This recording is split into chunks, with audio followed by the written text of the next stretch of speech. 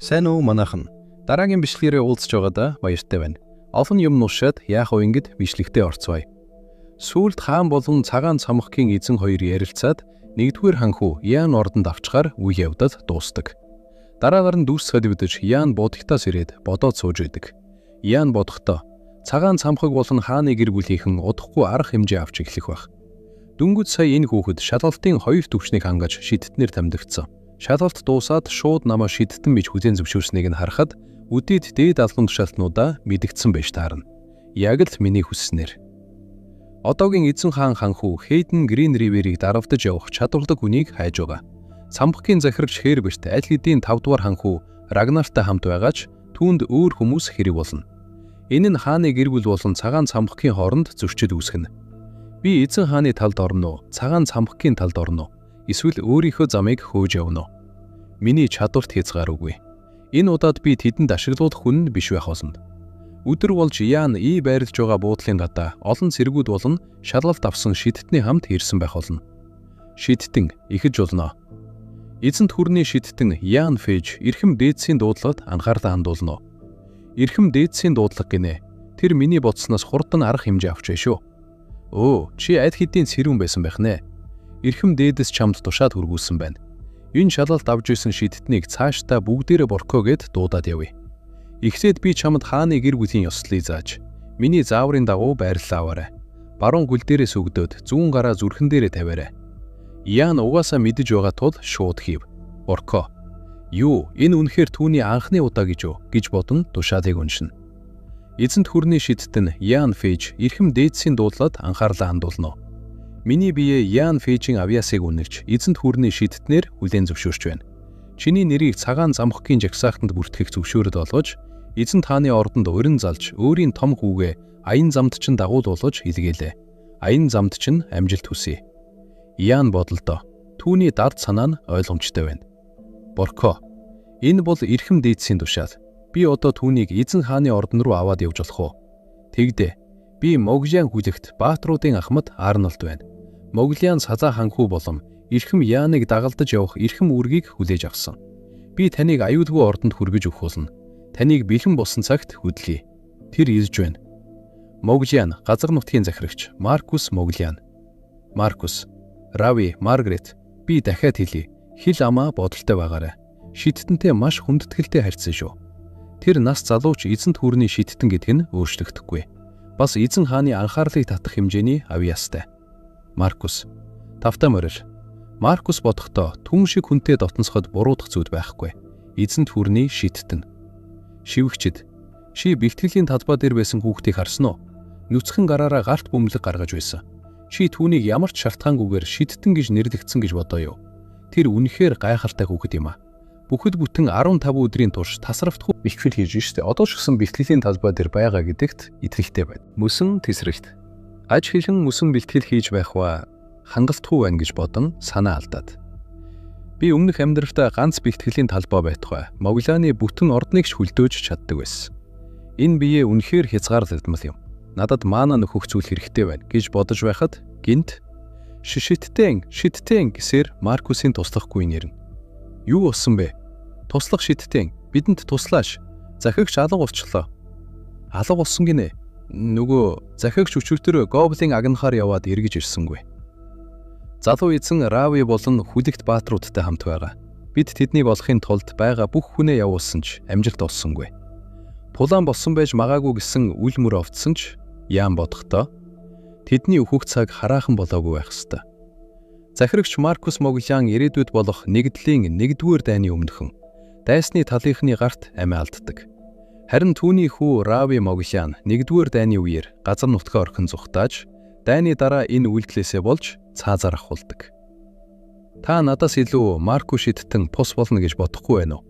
Туслах. Тэр нөгөө хэрвээ тэр тогтмол анд явдаг бол миний буцаж ирсэнтэй холбоотой байх магадлал бага. Тэр өөр даалгавраас болоод гадуур явж байгаа. Шидтэн томилогдсон газараас гадуур явж байгаа гинэ. Энэ миний буцаж ирснээс болсон юм байх та. Шидтэн томилогдсон газараас гарч явна гэдэг маш ховор үзэгдэл.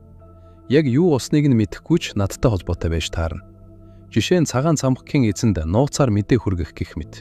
Энэ аюултай байж мэднэ. Одоо надад байгаа хамгийн чухал зөвсөг бол миний ирээдүйд юу болохыг мэдэж байгаа минь шүү дээ. Хэрвээ захирагчийн үхэлд ирээдүйг өөрчилчих юм бол би тэр зэвсгээ алдна гэсэн үг. Би яаж ч байсан тийм зүйл болгож болохгүй гэж Ян бодно. Ян хаана гэлээ? Би эрлийн ажилд чинь тусалдээ. Ордонд Ян хүү явхаар зэхэж байтал Яны ээж түүнийг дуудаж Ян хэмээн зогсоо. Тэрээр үргэлжлүүлэн би юу бусдыг сонссон. Чамайг уул руу хайвуулын багтаа явахаар болсон гэсэн. Эн чинь хитрхи аюултай биш гэж юу? Чи ийм зүйл хийхэд хитрхи жоохон шүү дээ. Хэмээн санаа зовонгүй хэллээ. Харин Ян тайвнаар инээмсэлдэж зүгээр дээ. Би одоо шидтэн болсон шүү дээ гэж хариулав. Яны ээж тэгсэн ч гэсэн хэмээн эргэлзэж байсан ч Ян түүний гарыг атгах нь санаа зовох хэрэггүй дээ. Би буцаж ирнэ гэж амлаж байна хэмээн тайвшруулав. Яг энэ үед өөр гүнгийн охин гүйж ирээд ууж байна. Аав ах хоёрыг минь олоод өгөөч. Хэрвээ чи тэднийг олчих юм бол би юу ч байсан хийх болно. Ааваас гуугаад мөнгө, газар, туслахуд гээд бүгдийг нь өгье. Тэгэхэр гуя хэмээн өөж нь хайлангуйв. Ян түүний гарт байгаа бүгжийг хараад эн чин хэмээн дуу албаж би тэднийг олноо гэж итгэлтэй хэллээ. Охин гайхан нэрээ юу гэхэд Ян үргэлжлүүлэн. Гэхдээ би таны зүүж байгаа наад бүгжийг чинь зээлж болох уу? Наад бүгжнээс чинь ман мэдрэгдэж байна. Надад тэднийг олоход туслах болно гэж хүслээ. Охинч ойлгосон гэд бүгжөө түнд өгөв. Ян бүгжийг атхан зогсохдоо миний өнгөрсөн амьдралд байсантай яг адилхан харагдаж байна. Моглаан бүгж, зүүсэн гүнийхээ манаг нэмдэг үнэт хэтлэл. Хараад байхад тэр энэ бүгжийг хаан ширээг залгамжлах ханхүүд биш, охиндоо өгсөн бололтой хэмээн дотроо бодно. Охин сандарсаар чи тэднийг олох хэрэгтэй шүү. Бас би наад бүгжийг чинь чамд төрөл зээлье. Аав минь надад өгсөн удам дамжсан эд байгаа юм гэж араас нь сануулхад Ян ойлгосон. Энэ бүгж миний дутуу манаг нөхөхөд хангалттай байх гэж бодоод цэргүүд рүү эргэж явцгаая хэмээн тушаав. Тэд ойд ирлээ. Цэргүүд газар үзээд энд байна. Бид эндээс тэдний мөрийг ардчихсан гэв. Ян газраар нэг тархсан цус болон ул мөрийг хараад та нар аль хэдийн гоблины цогцснуудыг цэвэрлчихсэн хэрэг үү гэж асуухад цэрэг үгүй ээ бид юу ч болоогүй. Бид тэднийг мангаст идвчсэн байх гэж таамаглаж байгаа гэж хариулв. Тэнд ердөө хитгэн үгсэн гоблины гарал үлдсэн байлаа. Залуу шиттэн гүн бодолд автан зогсно. Тэрээр дотроо гэхдээ яг үнэндээ хэдэн зуун гоблинууд тэднэр лөө дайрсан байж таарна. Оройтхоос өмнө тэднийг олох хэрэгтэй хэмээн шийдэн бий бодно. Тэрээр дараа өргөж долоовор хуруунда зүүсэн артан гүгжөө харан шившлэгээ эхлүүллээ. Тэнгэрүүд харам. Дуудах шид чооны сүнс хэмээн чангаар тушаав. Агаарт гэрэгдсэн цэнхэр шидийн тойрог үүсэж хүчтэй гэрэл цацрлаа. Гэрэл замхан алга болоход шидийн тойргийн дундаас жижигхэн игдүүтэй цагаан гүлэг гараад ирхэн тэр. Түүнийг харсан цэргүүд мэд гайхаж чоноо тэр сая сүнс гисэн үү хэмээн хоорондоо шивнэлтэн. Жижигхэн чон сүүлээж харуулзуулна авуу хэмээн дуурахад цэргүүд бүч их тайхаж чонын бифтрэг үү эн чин зүгээр л нохон гүлэг шиг харагдаж байна шүү дээ гэцгэн.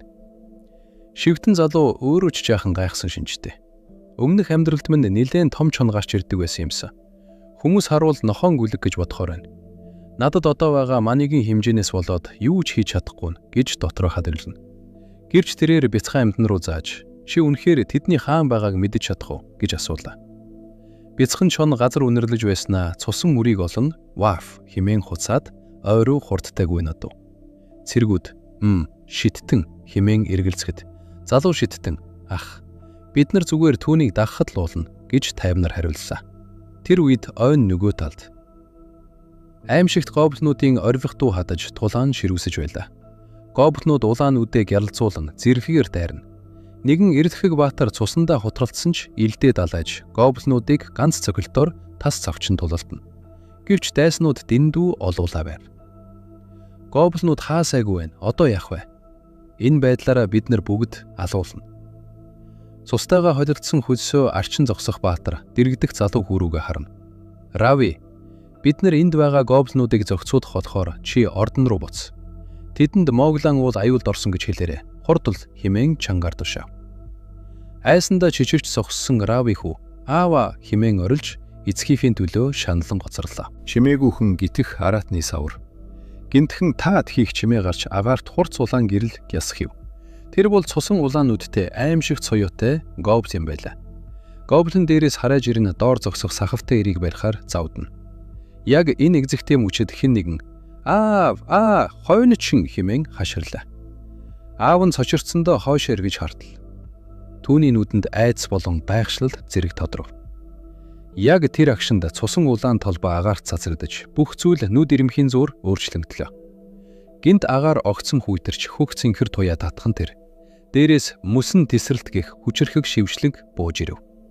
Куак хэмээн гоблин орилж амжаагүй байтал газраас мөсөн ирнүүд. Кважик хийтэл цуурайтан гарч ирж дайсныг хүлдөөж орхилоо. Аюуд холдож орчин тойрон нам гүн болов. Сахалтай ир дайгсан нүдээр өмнөхөө ширтэн. Түүний хөлийн доор мөсөн таст хягтан дуугарч хүйтэн агаар суунагвна. Тэрхүү мөсөн тастуудын дунд нэгэн жаахан хүү зогсож байлаа. Хүүгийн нөмрөг салхинд пүрлэг хэмээн дэрвж тэрээр маш тайван харагдана. Аав нь итгэж ядан хүүгийн хэн зүг харна. Түүний цэнхэр нүдэнд гайхшрал дүүрэн.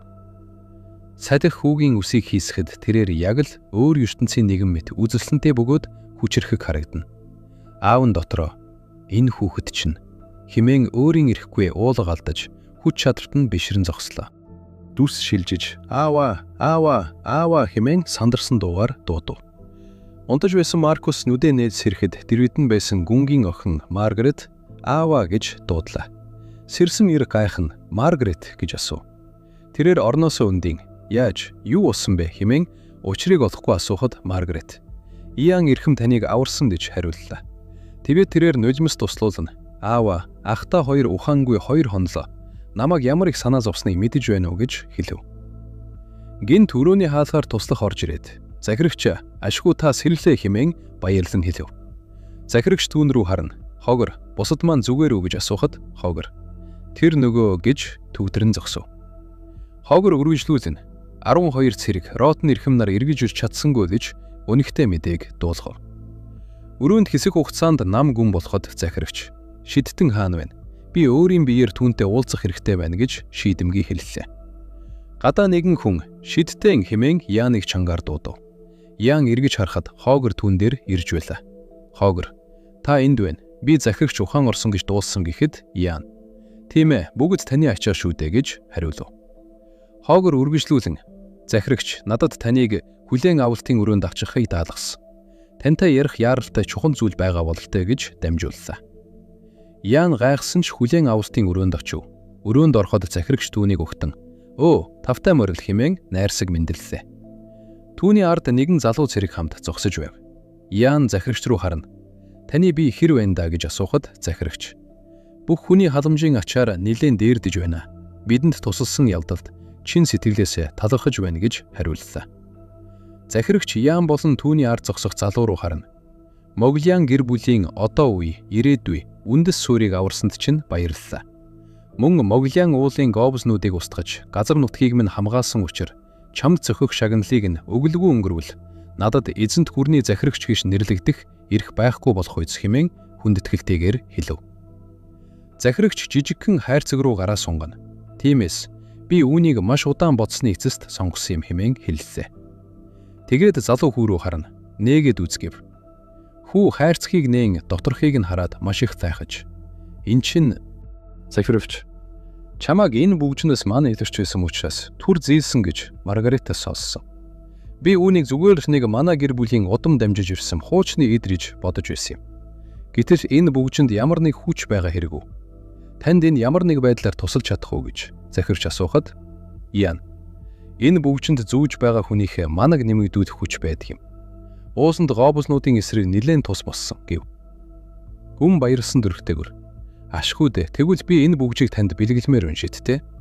Бэлгээ тэмдэг болгож хүлээн авна уу? Шидтэм дайхан. Бэлгээ тэмдэг гинэ. Гүн өргөжтүүлэм. Энэ мөчөөс эхлээд шидтэн Яан Фэж, Моглиан гэр бүлийн үүрдийн хүндэт зочин байх болно. Их амлалтын бэлгээ тэмдэг. Та хүлээн авах уу гэж асуухад шидтэн бүгжийг хурундаа зүүхэд гүн ийхүү тангарлав. Үүрдийн хүндэт зочин. Эзэнт хүрний язгуурчнуудад зориулсан хэдэн мянган жил өнгөрсөн ч хүчинтэй байх гэрээ. Хэрв танд ямар нэг байдлаар манай гэр бүлийн тусламж хэрэг болвол таны айлчлалыг үргэлж талархан хүлээн авах болно. Бид үргэлж таны талд байхаа амлаж байна. Бид энэ амлалтаа үеэс үед чандлан сахиха. Маргад хоолын хойд урсгалд тандралъя. Дүрс шилжиж цэрэг болон хамгаалагчдын хамт ой дундуур алхаж явахдаа Ян Ахмад эндээс Ллойд хот хэр хол вэ? Ахмад инээмсэглэн. Бид удахгүй очино. Тэр толгодыг давчхал харагдана. Ян хэсэг дуугүй бодол хийснэ. Захирагч надад танаас нэг асуух зүйл байна. Энд шидэд шингэн найруулж чадах ямар нэгэн алхимич байхгүй биз? Ахмад бодлогошроо. Умурдын Ллойд хотод радио гэх алхимич байдаг юм. Уг нь нийслэлээс гаралтай хүнч ховор онцгойор умлаас болоод умар руу нүүчилсэн. Ян дотроо алхимич радио. Миний өмнөх амьдралдаа сонсож байгаа үнээр байна. Зарцуулсан манагаа нөхөж чадах шидэд шингэн олж чадна л гэж найдаа. Дүрс шилжиж гинт урд явж байсан цэрэг сандран хаширв. Ахмад шидтэнэ. Тэрээр гараараа урагш зааж. Тэнд Ллойд хот харагдаж байна. Тэдний өмнө Ллойд хот гал түүмэгт автаж утаа гарсан байдагтай харагдана. Үүнийг харсан Ян болон Ахмад хоёр хоёул цочирдон илдээ суглан тулаанд бэлтцгэв. Цус болсон хүүтэн сүхний ир харагдаж хэн нэгний ам тасрах мэт чимээ гарна. Нэгэн нүдний болттой ир сүхээ мөрөн дээрээ амрааж бусдтай хандана. Би жижигүүдийг нь авчираад сугзаараарай. Хурдхан дуусгаад колдууд руу явцгаая хэмээн тушаана. Тэр үед нэгэн залуу хүү айсандаа чарлаа. Үгүй ээ хэмээн орилоход түүнийг өөр нэг ир хүчээр барин зогсож байлаа. Цаанаас өөр нэгэн ир сандран гүйж ирээд Даглас үгүй гэж хашгирна. Гэвч нөгөө нүдний бовттой ир үл тоомсорлон Даглас руу дайрч хүнд цохилд өгөхөд Даглас күхүг хэмээн дуу алдан цусандаа хутгалдана. Ямар ч өршөөлгүй тэр ир Дагласыг үргэлжлүүлэн зодож байх зураа. Угаасаа өөхөх гэж байж битгий маяглаад бай гэж хүйтнэр хэлнэ. Даглас өвдөлтдөө шанална. Кеук гэж дуурахад түүний хүү аавыгаа авахыг хүснэ. Барьснаас нь мулдах гэж тэмүүлнэ. Тавиач, намайг тавиач, ааваа хэмээн цөхрөнгөө барж байрлана. Нүдний бовттой ир хүүгийн зүг затгсан шинжтэй хараад "Ах, ямар ядаргаатай юм бэ. Аав чинь үхчихвэл амаа хамхах хэрэггүй" гэж занд хийлэхэд хүү айсандаа сочирдон хүшиж орхив. Ир бүснээсээ хутгаа суглан авч хүүрүүд өгөхөд "Би хүүг чинь сайн газарт зарах болохоор санаа зовоод хэрэггүй" гэж Дагласт хэлээд хүүгийн зүг харна. "Баяртай" гэж хэлэхэд хүү дахин "Үгүй ээ" хэмээн хашгирч эмгэнэлт үйл явдал үргэлжилнэ. За залуусаа энэ удаагийн дугаар инхүү дуусаж байна. Танд таалагдсан бол эрт хүжүүч лайк дарахаа бити мартаарай.